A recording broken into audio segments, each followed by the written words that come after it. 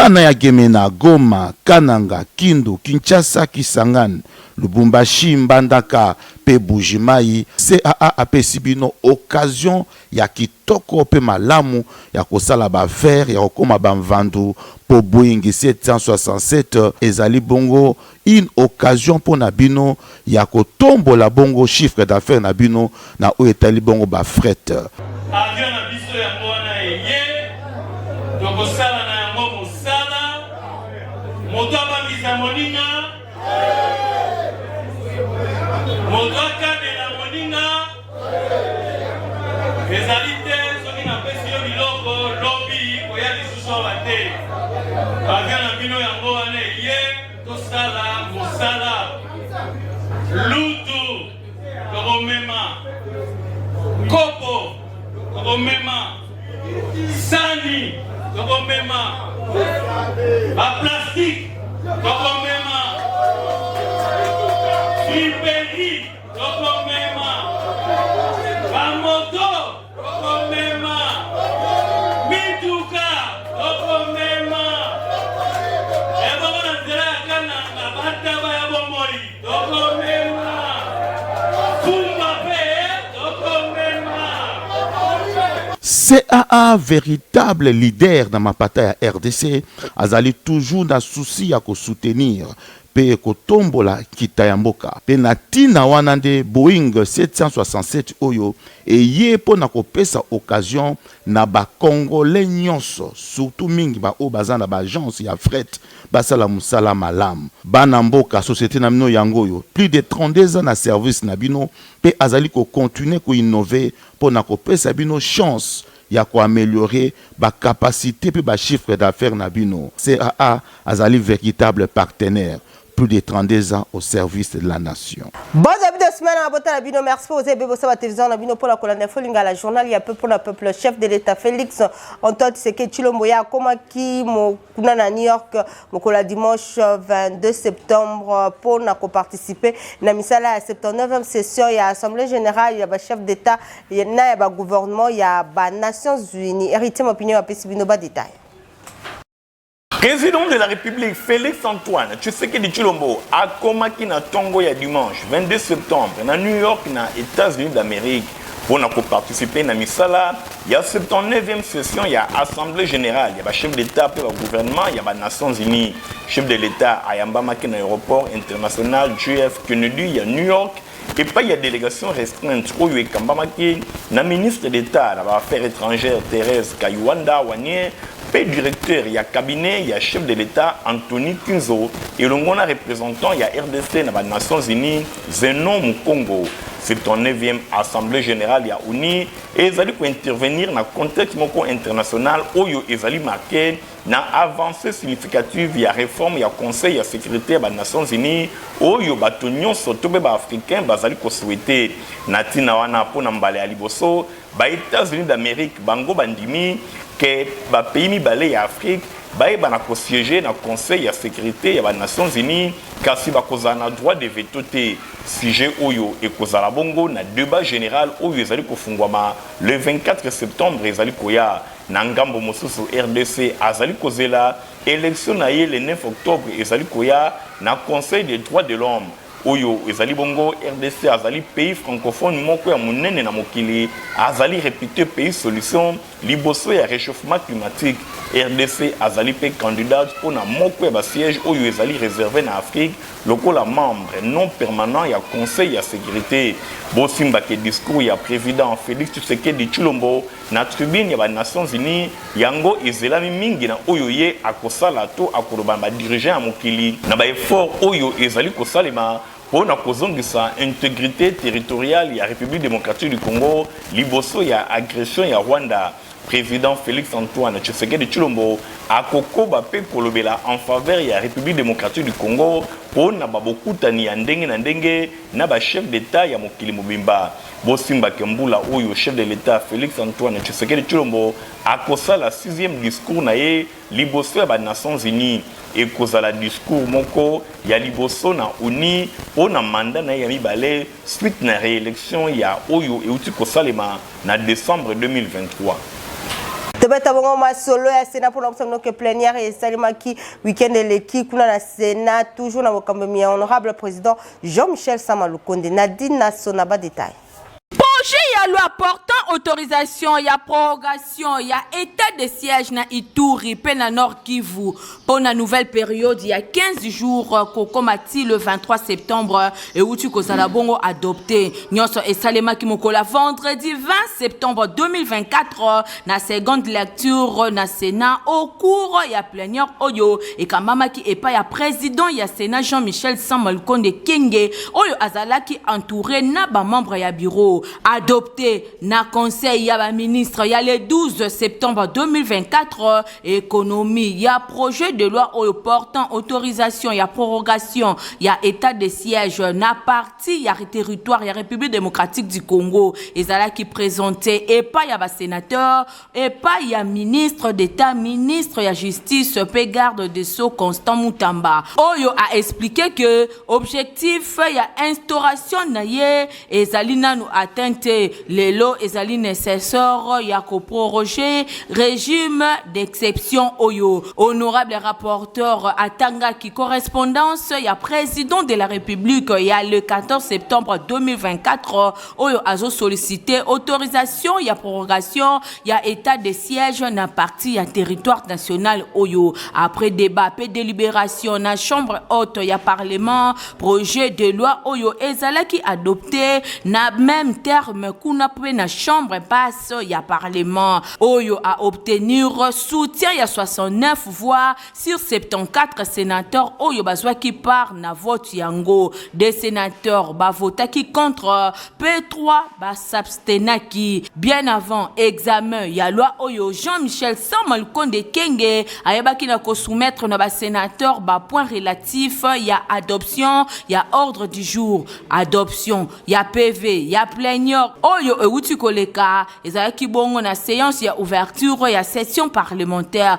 pe lisusu ezalaki question ya appel na mise en place ya ba groupe provinciaux ba groupe politique pe ba commission permanente na kati ya Sénat pour la nouvelle législature oyo bureau et accordaki na ba sénateur pour la constitution na bango pe transmission ya ba choix na bango na bureau nasima chaque groupe baza na 10 jours pour na bazonga ba présenter na bureau règlement intérieur na bango na plénière oyo deuxième après oyo ouverture solennelle ya session et oyo espai wapi ezalaki clair que ba activité ya Sénat pour la législature oyo esengeli emitia malembe en place.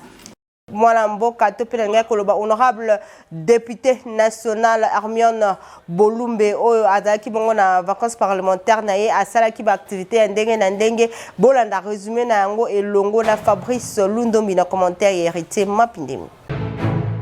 Nassime Kozala élu lokola député national Yamo Amba honorable Hermione Bolumbe a pémakité pendant les vacances parlementaires naye Bosimba Keye a zonga qui vraiment na base naye contrairement à la député Moussoussou abanda ki nyonso ndenge balwaka à tout seigneur tout honneur na armée du Sali pour na poste ya commune ya Matete et pas wapi ba sambela ki pona ye pe apesa ki don ya grosse caisse et pas ya chorale.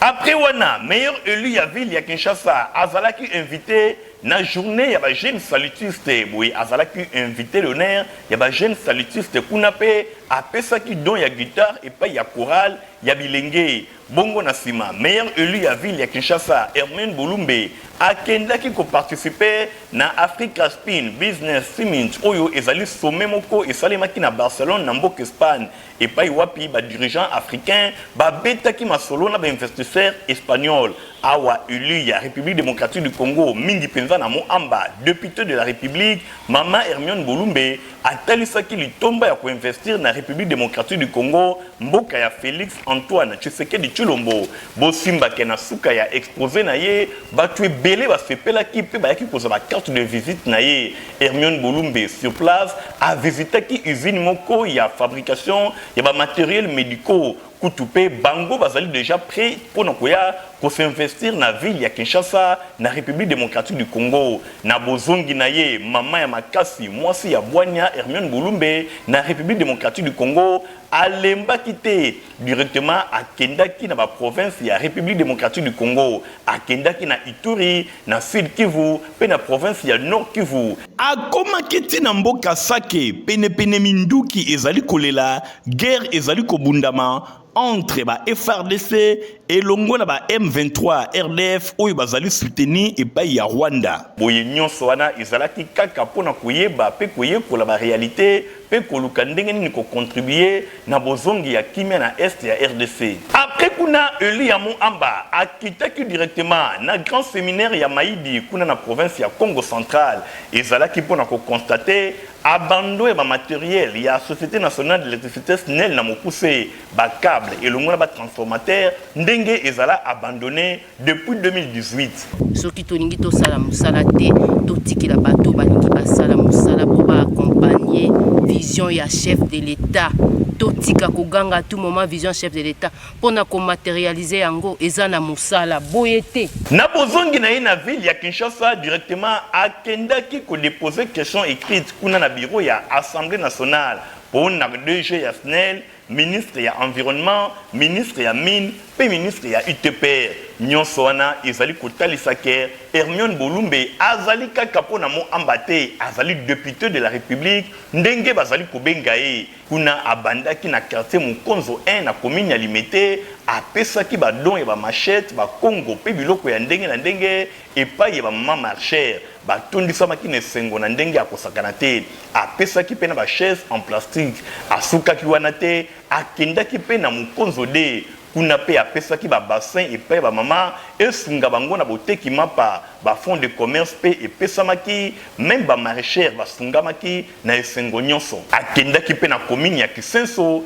kuna apesaki une centaine de chaises en plastique pe ba fond de commerce epai ba mama epesamaki na quartier Kingabwa na commune ya Limete meilleur élu ya ville ya Kinshasa akendaki kopesa ba fond de commerce epai ba mama pona kosunga bango bateka mapa pe biloko ya ndenge na ndenge ba kit scolaire pe epesamaki pona kosoulager ba parents à quelques heures ya rentrée scolaire akendaki pe na base na ye Elikia kuna pe ba kit scolaire epesamaki na ndenge ya kosakana te nyonso kaka pona kosoulager ba parents awa base na ye ya Elikia bapesaki honorable Hermione Boulumbe ba cadeau pona kotalisa ke bazali kolinga ye makasi na mosala azali kosala akendaki tina kankabila kuna pe apesaki une centaine de bancs epai ya école babengi complexe scolaire musée Laurent Désiré Kabila awa asukaki kaka bongo te ba kit scolaire pe epesamaki lisusu epai ya ba parents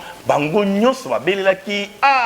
honorable Hermione Boulumbe azali mosungi na biso député de la République azali kotambola bisika na bisika azali kopona te na ba vacances parlementaires alalaki te apemaki te azalaki kaka au four et au moulin pour na soulager population na ba difficulté nyonso oyo azana yango. Merci maman Hermione Boulumbe ozali vraiment député de la République. Toute la dédicace dans le complexe scolaire Maman Pemba école il y a fondation de Rombungu et seulement qui kitoko moko la vendredi 20 et samedi 21 septembre on a présence Yemoko visionnaire il y a école Oyo honorable Nerombungu héritier Mapine Miladi Landouba détail. Vendredi 20 septembre 2024 ezala kibongo dédicace il y a année scolaire 2024-2025 na complexe scolaire Maman Pemba école il y a fondation Nerombungu et pas wapi ba élèves ba enseignants pe ba personnel administratif nyonso bazalaki réunis pour na ko déduire année oyo et pas ya Nzambe ezalaki bongo na présence na Yemoko pe honorable Nerombungu Fumwabanga moyo oyo azali visionnaire ya complexe scolaire Maman Pemba école ya fondation na ye pasteur Onesi Chia ateyaki bongo makambo ya ndenge na ndenge alobelaki 3 parties mobimba alobelaki échec ya mutu ezali fin ya histoire te ayebisaki bango mutu nyonso esengeli azwa makasi pe conscience tangu échec ezali koya ezali pona kotelemisa ye ayeba na kokende tango nyonso liboso ateyaki bana esengeli bayeba na koevite berere ya ndenge na ndenge alobelaki na Luc chapitre 5 Jean chapitre 21 atalisaki bango ke moto nyonso oyo azali kosungama na nzambe te azali komipesa na priere te ye akoeshue alobaki na bana na nzambe esengeli bakima baerreur ya ndenge na ndenge alobelaki mpe likambo etali mosala oyo ezali kopesa moto valeur honorable Néron Mbungu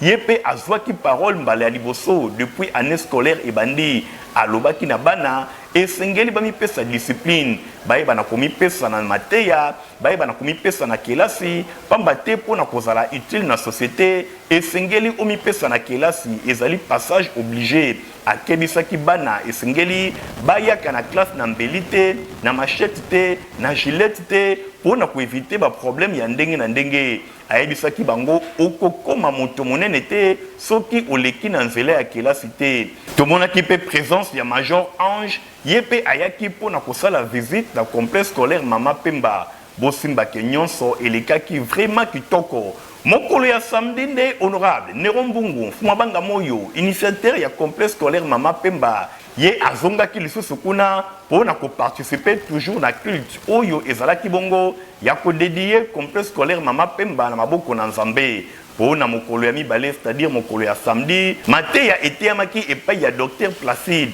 ye alobelaki makambo etali gestion ya temps alobi toza na vie mobimba esengeli moto na moto ayeba na kobakisa ba mouvement na ye ayeba na kotanga ayeba na kosala ba devoir to pe ko se préparer pour na kozala utile na société bana nyonso esengeli bamipesa na nzela ya mateya bamipesa discipline bayaka église na retard te pour na mokolo ya mibale c'est-à-dire mokolo ya samedi honorable Néron Mbungu azwaki lisusu parole pour na kosenga na bana bamipesa discipline tango nyonso bakima nzela ya mateya te yango nde ekosunga bango bazala utile na société honorable Néron Mbungu asukaki wana te avisitaki pe chantier ndenge misala ezali kosalema pe abetaki masolo elongo na bana ya option construction alobaki na bango basala makasi bamipesa na mateya pamba te bango nde bakozala ba futur ingénieur ya RDC lobby bakotonga ba immeuble pe bandako ya ndenge na ndenge soki kaka bamipesi discipline bosimbake na complexe scolaire Mama Pemba nyonso elekaka na nzela ya losambo na tina wana nzambe nde azali force ya honorable Néron Mbungu elongo na misala nyonso azali kosala kaka na basolo etali honorable Néron Mbungu bak évangéliste itinérant honorable Néron Mbungu mokola dimanche 22 septembre ateyaki bongo na paroisse protestante CAC 18e communauté évangélique de l'Alliance aux Ezami mingi penza na quartier 8 na commune ya Njili Ladila Nduba détail. Dimanche 22 septembre 2024, évangéliste itinérant honorable Néron Mbungu azalaki invité spécial pour na côté ya bana nzambe na paroisse protestante ya communauté oyo babengi 18e communauté CAC oyo ezwami ezali bongo paroisse évangélique ya Alliance au Congo bosimbake ezwami na district ecclésiastique ya Kin Est paroisse ya Njili quartier 8 oyo ezwami na avenue Tavoka na commune ya Njili bosimbake ba fidèle bayaki vraiment ebele paroisse oyo ekambamaka na révérend pasteur Fusuka Emmanuel ezalaki culte babengi culte clôture kisungiki ya synode ya district Kin Est honorable Néron Mbungu alobelaki likambo etali vase d'honneur ateyaki na Proverbe chapitre 15 verset 6 de Timothée chapitre 2 verset 20 à 21 alobelaki Galate pe ba verset ya ndenge na ndenge po na kote ya ba vase mibale moko ezali vase o babengi vase ezangatina pe moko ezali vase d'honneur alobaki boye vase d'honneur ezali moto oyo azali kopesa nzambe lokumu na misala nyonso ye azali kosala azali kobanga nzambe azali lokola aliment oyo kati na yango ezwami na batige oyo ezana litomba ya kopelisa moto boye honorable Néron Mbungu évangéliste itinérant atalisi importance ya vase d'honneur ezali moto azali kopesa nzambe lokumu na misala nyonso azali kosala pe vase ville ezali vase oyo eza na tina te eza na litomba te na miso na nzambe ezali lokola moto azali kosala misala mabe lokola kindoki kindumba pe bongo na bongo na tina wana moto nyonso esengeli abongisa etamboli na ye mpona kopesa nzambe lokumu afin ke azala considéré lokola vase d'honneur bosimbake message ya évangéliste itinérant honorable Nerombungu ezalaki capté 5/5 pamba te bana ya nzambe bazalaki vraiment édifié bana ya 18e communauté évangélique d'Alliance du Congo district ecclésiastique ya Kin Est nyonso elekaki vraiment kitoko na micro ya Info Lingala journal ya peuple révérend pasteur Fusuka Emmanuel Alimbola Kiboui boloyo na mama na likambo koma vazi ya sika to Yesu komisa biso vazi ya sika Nzambe komisa biso biloku ya sika lelo na nzela ya mumbo na kolo évangéliste itinérant Nerombungu honorable per excellence Nerombungu kena biso na dimension mususu abi kozala vazi ya sika jama la ume vazi ezali enveloppe bongo contenu nango kati na yango oyo eza na kati ya vase wana yango nde eza mutuya. Compagnie africaine d'aviation CA na mokuse aza ko présenter na passager na Boeing 767 cargo pour na ba fret na bango. Espace 55 na commune ya Kinshasa etonda kibongo na ba délégué ya ba agence ya fret ya RDC. Occasion pour na CAA Nanzela ya directeur commercial cargo Faustin Mandangi ya ko présenter bongo na ba échantillon ya ba agence oyo politique ya CAA na o etali bongo ba cargo. A c'est ça qui opportunité oyo pour na ko présenter bango avion ya sika ya CAA Boeing 767 o ezali na capacité à 45 tonnes. Yango ezali véritable bumundunda pona ko permettre na bango basala bongo ba faire kitoko ndenge ka toloba bana kini ya bino société o Italie aviation yango CA ya bo ezala te bi jamais vu au Congo 45 tonnes donc ndenge to aboye ata kuna na Bukangalonzo ekokoma ata kuna na Bunagana ekokoma à cause ya CA to sengi bino bo pesa confiance na agence ya CA soki to sukaka 3 avions ya bo na bila Kinshasa to na Congo mobimba to faciliter maman des enclavements na Italie ko sala ba fret ya ba colis komi tumsamero za la soute. Oui, avec Boeing 767 en tout cas masole sili masola fret na Congo sili bapesi biso mutu pasi na ba avion ba fula kimanse kemel lelo to tu avion na tsika to sengi na ba agence nyonso fret nyonso compagnie yango CAA bapesi biso avion sika avion motuya 45 tonnes en tout cas avec tonnage en tout cas côté to za ko sepela avion boeso za ko mibale na Congo en tout cas to lali pongia ba bébé to zali ko senga na ba ko ya CA pour ko yebisa oyo ba pesi et des peuples congolais mais aider nyoso te baba ki sabilo ko boyeza na ta misato ko ba 45 tonnes oyo soki ezali misato na kati ya République démocratique du Congo na banze ko zala esengo makasi en tout cas toujours féliciter bango na o basali baba ki sa musu basukela awa te baba ki sa bilo botoza na mibale misato ko faciliter peuple congolais ata mutu azana bitabe amona ndenga kotinda ya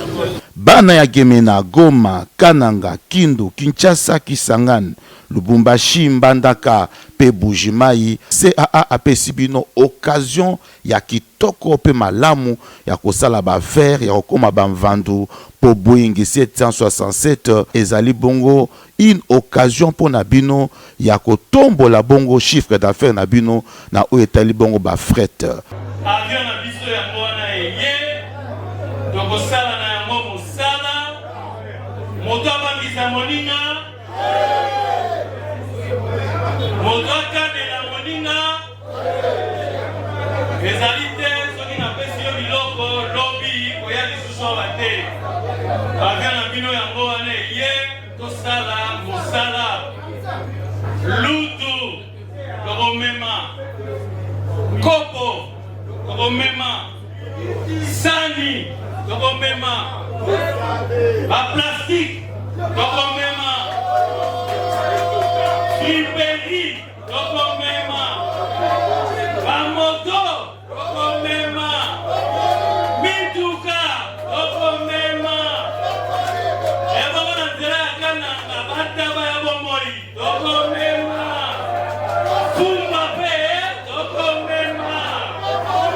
CAA, véritable leader dans ma bataille à RDC, azali toujours dans souci à soutenir pe kotombola kitayamboka pe na tina wana nde Boeing 767 oyo eye po na kopesa occasion na ba congolais nyonso surtout mingi ba o bazana ba agence ya fret basala musala malam bana mboka société na bino yango oyo plus de 32 ans na service na bino pe azali ko continuer ko innover po na kopesa bino chance ya ko améliorer ba capacité pe ba chiffre d'affaires na bino. CAA azali véritable partenaire, plus de 32 ans au service de la nation.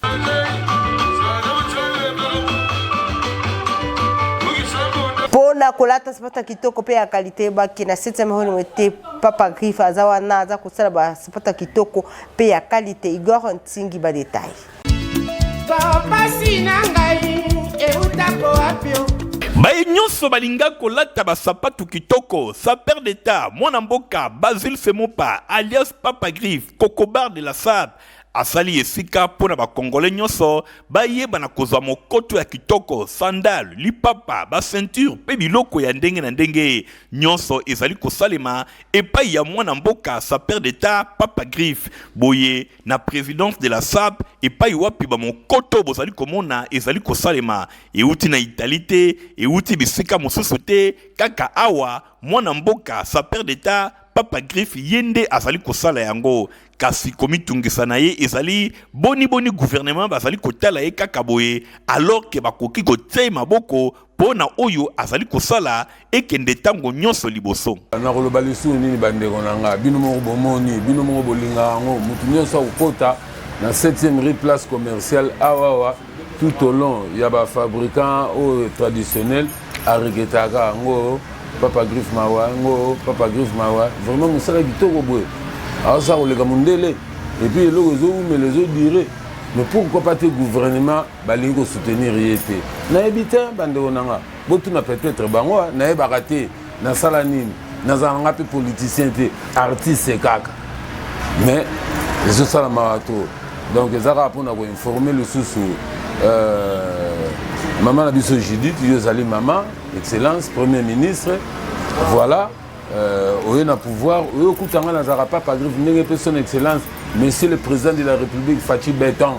il pas ya kutanga déjà na zara Papa Griff artiste coordonné mais na yebaraté pourquoi nazanga soutien pourquoi bo soutenir ngati ngam tu vraiment na combattre ba chinois na combattre ba expatriés na combattre ba turcs pour que Congolais là te loga bien à faux prix et puis durable aux en manifestation aux en fête moko songolo au libala yaka en tout cas jour on est à jour na au lia batutu na fête et le moko durable les à la chaussure les à la sandale les à la ceinture les à la sac pour les cordonnerie na maroquinerie attache chaussure les bolite le ko la ilk oye na dimna le ko le moro na dimna le ko le moro ateza le ko le moro na comme ça le ko la ilk na comme ça mais pour la ninité na prendre jeunesse montante va se prendre en charge na transmettre bango la coordonnerie boninga na kufana ke na domaine nanga adresse ezali semoko na 7e rue Limete aux na petit boulevard Limete résidentiel et paiwapi basapatu ya kitoko ezali kosalema bana mboka bo pesa confiance et pa yande konabino saper d'État Papa Griff pona kosomba biloko oyo ye azali koteka yangonde e kotombola mboka na biso pambate batu ya mayele pe batu ya créativité bazali poto balonga pona bana na bineza protiva pio pour mukolo ko komela yango okozala à l'aise. Ah merci ya buinde bana nyoso baza kuringa à la pochette.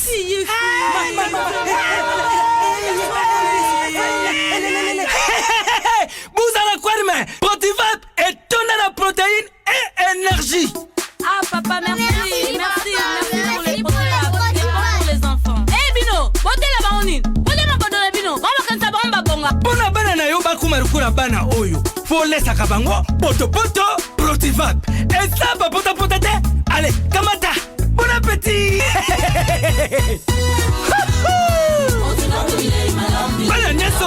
na Protivac. Ah, basisi kulia ya bango Protivac, babandi badansi na bango ya babebe pro. Tala. Bari yango, tata kitoko ntoto makachi. Tukana mbimbi, oyo tukana mbimbi. Makusa, Protivac, poto kitoko pona babebe pro. Bozala ki ebele pona kolanda info linga la journal ya pona vipo ceux qui bo sepela ki nango pesa merci. Na Igor Ntingi Matomi nazala ki na sima caméra concours rédactionnel ya Nadine Nassona pe Midjo Mabasi héritier mapinde me superviseur ki journal au montage sima ke pa ya Christian Kengeben pe Fabrice Lundombi ngana minoto pesa rendez-vous Mikolo zali ko ya au revoir. Bana ya Gemena, Goma, Kananga, Kindu, Kinshasa, Kisangani, Lubumbashi, Mbandaka, pe Bujimai, CAA apesi bino occasion ya kitoko pe malamu ya kosala ba faire ya okoma ba mvandu po Boeing 767 ezali bongo une occasion pour na bino ya kotombola bongo chiffre d'affaires na bino na o etali bongo ba fret. Avion na biso ya mwana eye tokosala na yango mosala moto abangisa moninga moto akabela moninga ezali te soki napesi yo biloko lobi koya lisusu awa te avion na bino yango wana eye tosala mosala lutu tokomema kopo tokomema sani tokomema baplastique tokomema friperi tokomema bamoto tokomema mituka tokomema ebongo na nzela ya kananga bataba ya bomoi tokomema pumba pe tokomema. CAA, véritable leader dans ma bataille à RDC, azali toujours dans souci à soutenir pe kotombola kitayamboka. Pe natina wanande Boeing 767 oyo et ye po na kopesa occasion na ba Congolais nyonso, surtout mingi ba o bazana ba agence ya fret basala musala malam. Banamboka société na mino yangoyo, plus de 32 ans na service na bino pe azali ko continuer ko innover po na kopesa bino chance ya ko améliorer ba capacité pe ba chiffre d'affaires na bino. CAA azali véritable partenaire, plus de 32 ans au service de la nation.